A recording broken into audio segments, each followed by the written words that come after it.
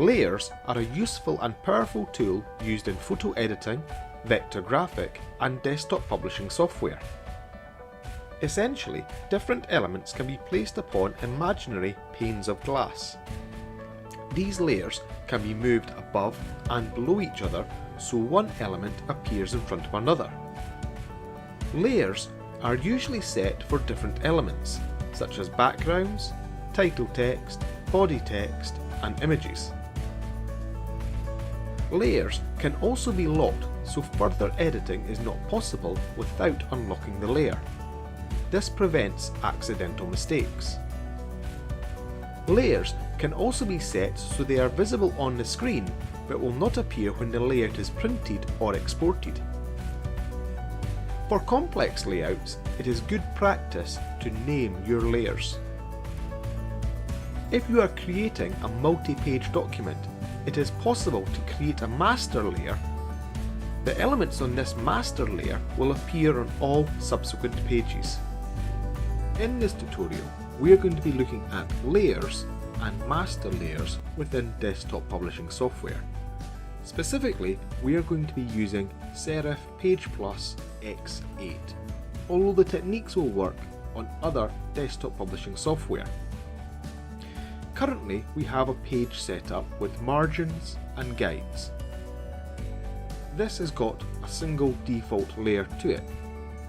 If we look across to the right hand side, there's a small tab titled Layers, and can we see we've got one layer here called Layer 1.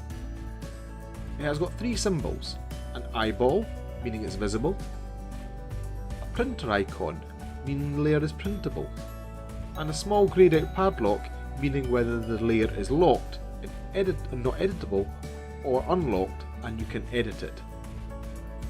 If I click on the word Pages, we'll see a small thumbnail of our layout, but directly above there's a title called Master Pages, and by clicking on this you're taken to a master layer.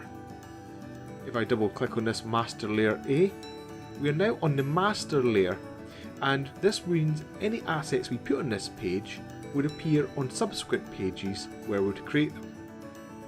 So we're going to insert a background image onto this master layer. To do that, we're going to select the Insert drop-down menu, Picture from File, select the background image, and click once. The image has been preset for an A4 piece of paper. I'm going to adjust this and move it so it's within the bleed area of the document. I'm going to click on page 1 of 1, and we're no longer within the master layer. I'm able to close this tab. If I was to add subsequent pages, you would see that each page has the same master layer. This can be useful when making multi-page documents. We don't need these pages, so I'm just going to delete them. If I click on the Layers tab, you'll see that Master Layer has a small thumbnail of that image on it.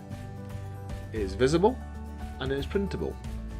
If I was to click the small invisible icon, I could suddenly make that asset invisible. You can see we've got a layer just here, and I could, for example, add a small graphic to this layer. You'll see that it appears within this layer 1, and I could call this layer a particular name.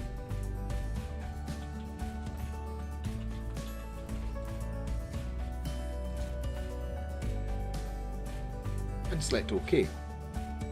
I could then add a new layer and call this another name. I could lock the blue rectangle layer and now create a red circle. I could also then lock this layer. You'll note that I'm not able to then move any of these assets on these layers until I unlock that layer and it becomes available. I'm also able to make layers temporarily invisible by pressing the small eyeball icon, or by turning off the printer icon, mean that asset will not be printed. I can also delete layers.